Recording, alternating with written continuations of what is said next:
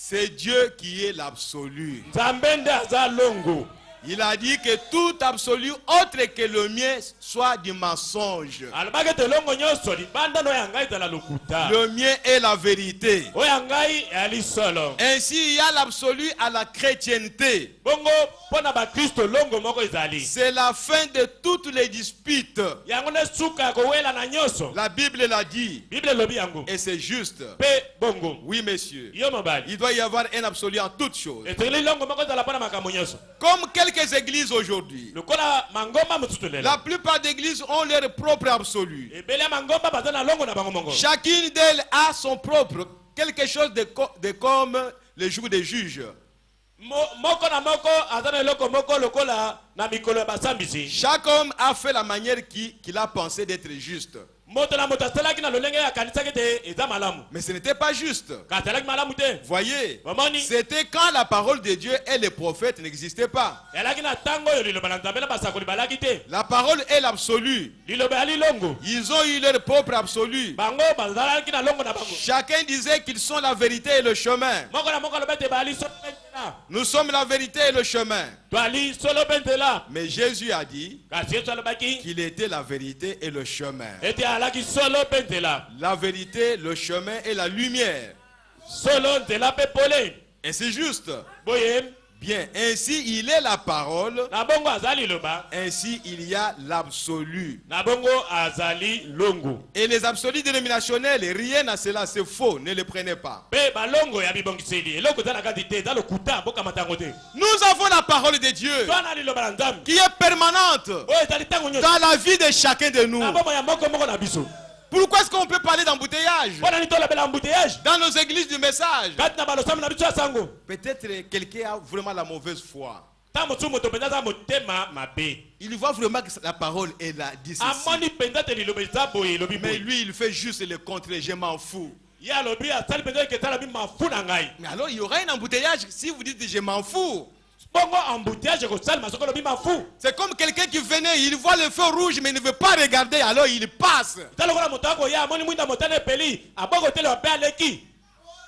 Peut-être que les gens sont égoïstes, ou ils sont orgueilleux, ou ils sont, je ne sais pas moi, rusés, ou ils sont aveugles, ils ne voient pas, ou ils sont ignorants. C'est que dans le message du temps de la fin, il ne devait pas y avoir d'embouteillage quelque part, parce que la parole est constante au milieu de nous. Il ne devait pas y avoir un blocage, une confusion quelque part,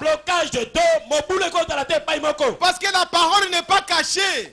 Nous regardons constamment la parole de Dieu. Nous avons les brochures, nous avons les bandes, nous avons les cassettes. Nous regardons la parole à tout moment ici. Mais d'où vient qu'un homme fasse quelque chose qui est contraire à la parole? Oh frères et sœurs, parler d'embouteillage, c'est tout à fait normal. Les apôtres ont reçu les instructions. Vous avez été appelés. Vous avez le ministère. Mais n'allez pas prêcher. Allez rester à Jérusalem. Je sais que je vous ai appelé.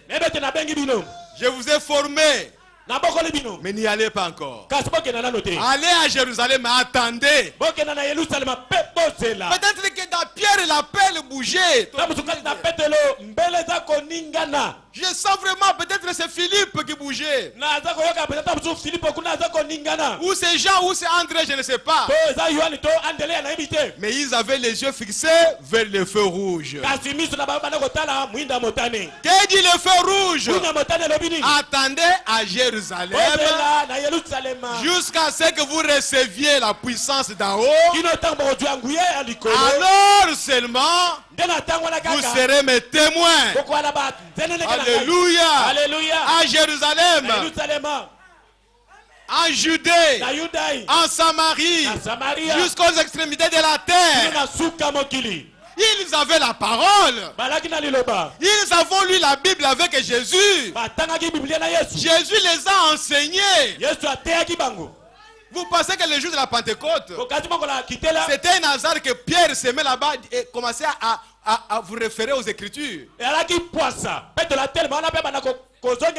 Ils avaient des Écritures en eux. Alléluia. Maintenant, quand le Saint-Esprit est venu, il devait maintenant les renvoyer aux Écritures pour justifier la chose qui est arrivée. Parce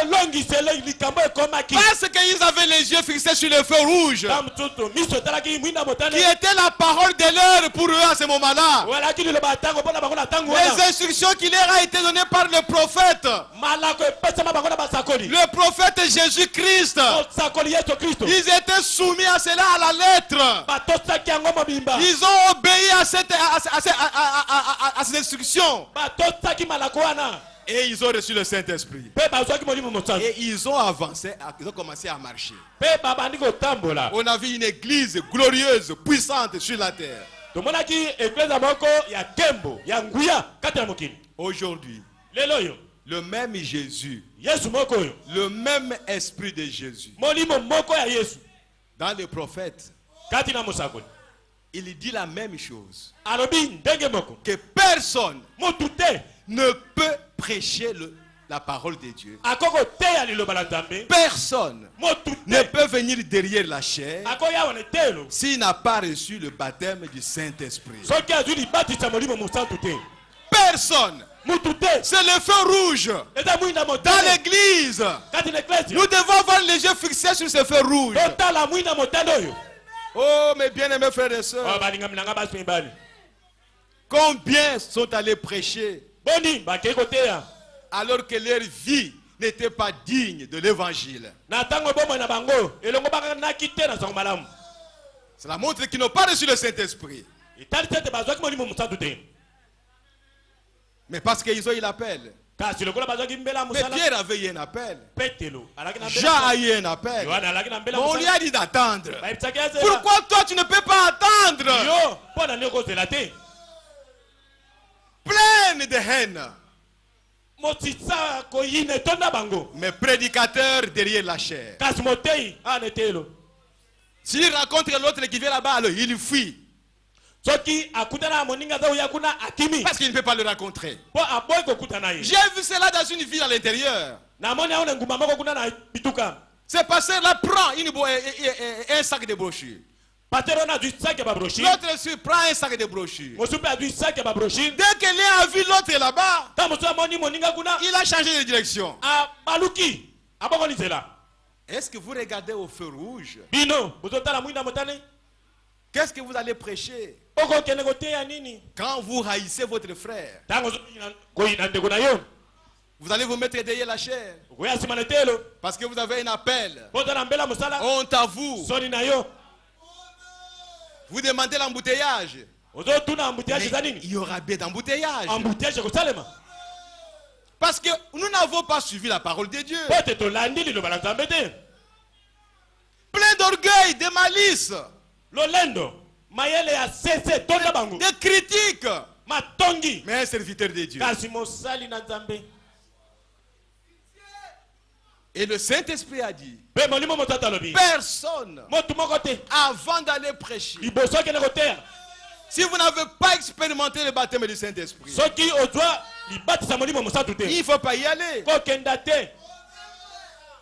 Oh, mes bien-aimés frères et sœurs, Frère Branham a dit, Dieu, le Saint-Esprit, ne peut pas vous utiliser correctement si vous n'êtes pas dans votre position dans le corps de Christ.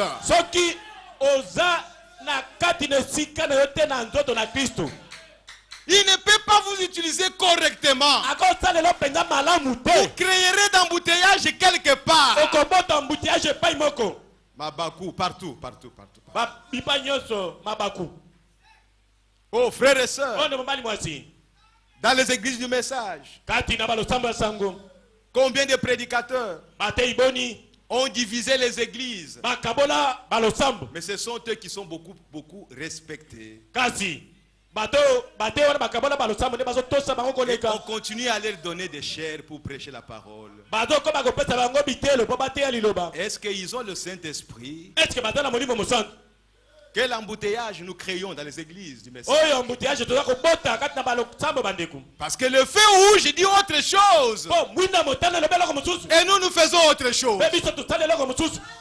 Il a divisé l'église ici. Il est allé là-bas, il a divisé notre église. Il est allé là-bas, il a divisé notre église. Mais il est toujours le bienvenu. Oh, mes bien-aimés frères et sœurs. Et il est toujours respecté. On lui donne plus d'honneur que même les autres qui marchent correctement vers la parole de Dieu.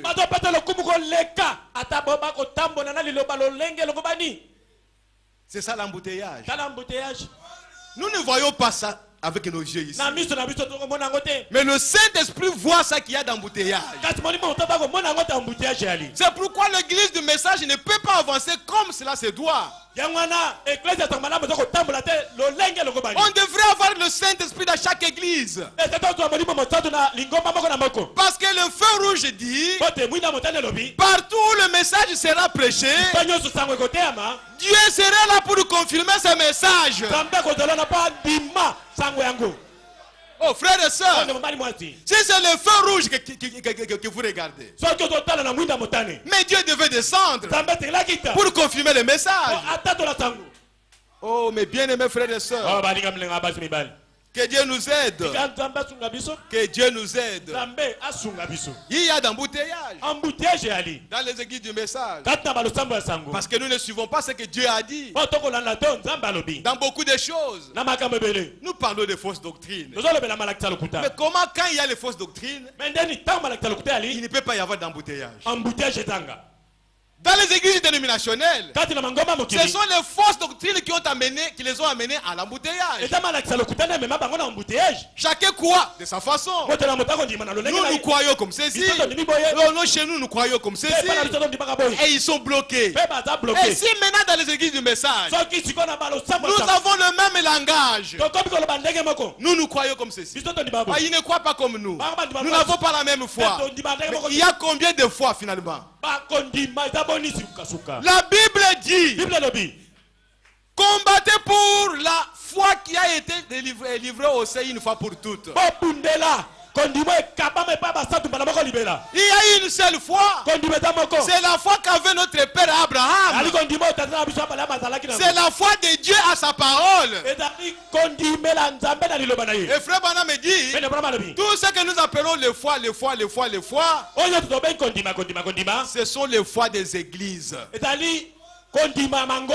Ce n'est pas la foi à la parole de Dieu. C'est la foi à votre église.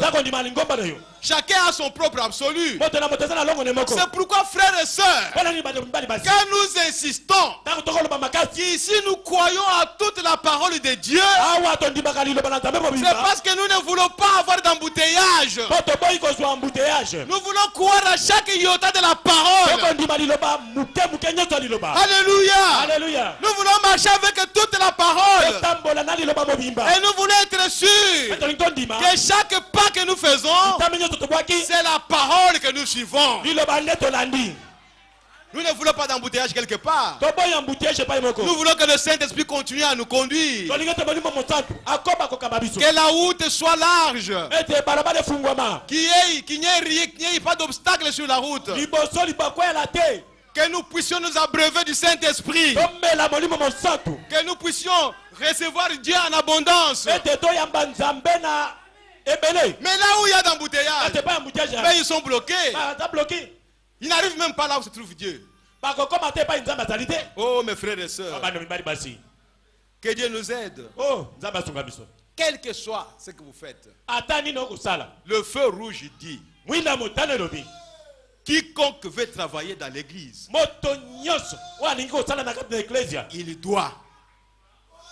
il doit avoir le Saint-Esprit. C'est le feu rouge. Vous devez avoir le Saint-Esprit. Si vous voulez travailler dans l'église du Dieu vivant, si vous voulez faire un travail dans l'église, soyez baptisés du Saint-Esprit. Même si vous avez un talent, même si vous avez un don, même si vous avez un ministère, la première chose, c'est le baptême du Saint-Esprit. Ça ne sert à rien de chanter. Ça ne sert à rien de chanter. Ça ne sert à rien de chanter.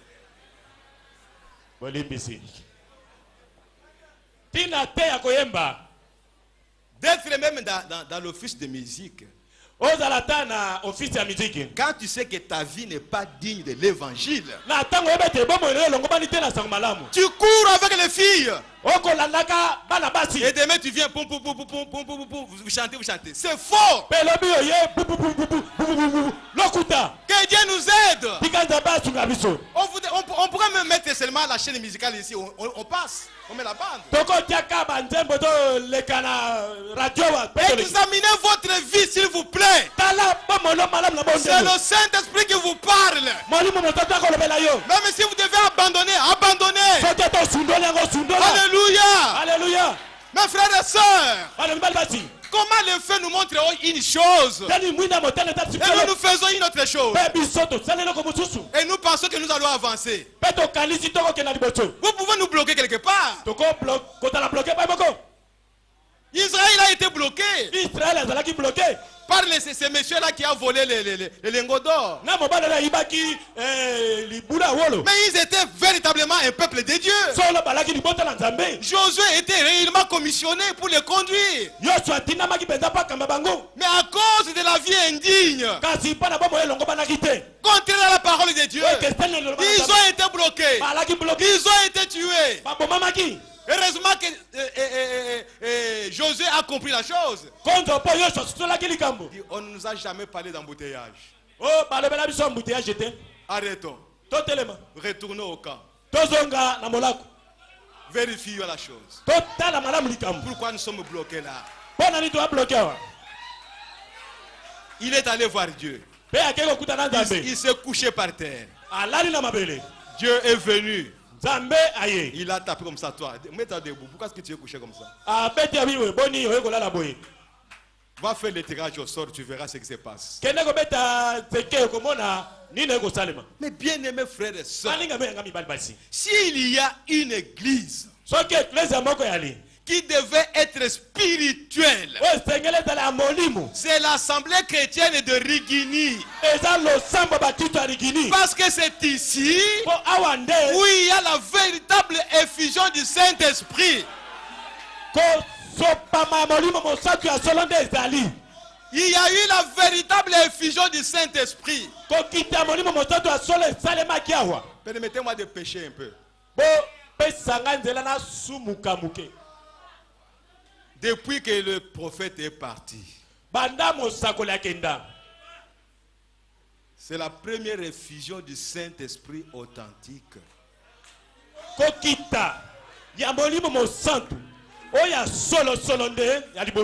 Sinon, alors montrez-moi une église dans le monde.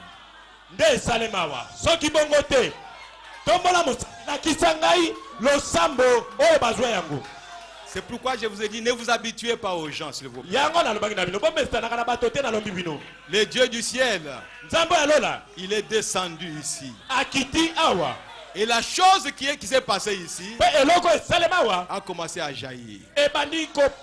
Et quand vous voyez l'effusion ailleurs, mes chers prédicateurs de l'intérieur, pardonnez-moi, je ne suis pas contre vous. Je ne suis pas égoïste. Mais je suis en train de dire ce que je connais. Le pasteur Baroud fait le tour du monde. Il peut venir nous contredire. Ça ne me fera pas de problème. J'en serai très fier. S'il peut nous montrer une église, depuis que Frère Branham est parti, qui a reçu le fusion du Saint-Esprit, comme nous l'avons reçu ici. Mais bien aimés frères et sœurs, il ne devait pas y avoir d'embouteillage ici. Il ne devait pas y avoir de blocage quelque part. C'est pourquoi je l'ai dit le mercredi. Que même les dons spirituels. Parce que nous avons, ceux qui n'étaient pas là-bas, nous avons écouté l'ordre de l'église de 103. Et Frère Branham a parlé dans tout ce que nous avons écouté sur l'opération des dons. Frère, le feu rouge dit, avant que les cultes entrent, ceux qui ont des dons doivent se réunir 45 ou 1 heure du temps avant. Nous ne le faisons pas. Mais comment Dieu va parler? Parce que lui il a dit que c'est là où je vais vous rencontrer pour nous parler des choses qui vont arriver. Et si nous ne le faisons pas, mais il y aura un embouteillage. Oh bien aimés frères et sœurs, je crois que je suis clair et je n'offense personne. Moi je voudrais voir cette église là. Comme je l'ai dit le mercredi, il y a beaucoup de gens qui sont ici. Nous lisons les parler en langue. Comme le prophète l'a dit, leurs oreilles n'ont jamais entendu parler de parler en langue. Donc, le parler en langue est resté seulement dans les livres. Beaucoup sont ici. Ils n'ont jamais vu une prophétie être lue ici sur le pupitre. Que telle chose arrivera. Et nous allons l'attendre. Comme l'a dit le prophète. Mais ce sont des choses qui sont vraies. Si nous ne pouvons pas les dire entre nous, mais qui viendra le dire? C'est qu'il y a quelque chose qui ne va pas quelque part. C'est pourquoi, mes bien-aimés frères et sœurs, si Dieu vous a donné un don, alors que ça soit un don authentique, amène ces dons à Dieu. Dis, Seigneur, c'est toi qui m'as donné ces dons. Comment ça n'agit pas comme le prophète le dit? Mais on reste indifférent. Nous restons indifférents. Comme surtout aller comme ça, ça devait aller comme ça. Non, frères et sœurs. Non, frères et sœurs. Nous consultons Dieu par les dons. C'est le prophète qui l'a dit. Là, nous obéissons. Mais le reste, qui c'est qui reste là-bas? Pourquoi nous n'obéissons pas à cela? C'est le même prophète qui a parlé. Et parce que nous ne le faisons pas, il doit y avoir un embouteillage quelque part. Pourquoi Dieu ne parle pas? Parce qu'il y a un embouteillage quelque part. Nous ne faisons pas ce que dit la parole de Dieu. Nous n'allons pas dans la présence de Dieu. Nous qui avons les dons. Mais frères, nous avons les dons de guérison au milieu de nous. Mais qui peut discuter avec ça? C'est clair, c'est net. On prie pour un malade et le malade est guéri, c'est clair. Et si une prophétie sort, elle doit aussi être claire. Parce que c'est le même Saint-Esprit qui guérit, qui va aussi prophétiser. Le même Saint-Esprit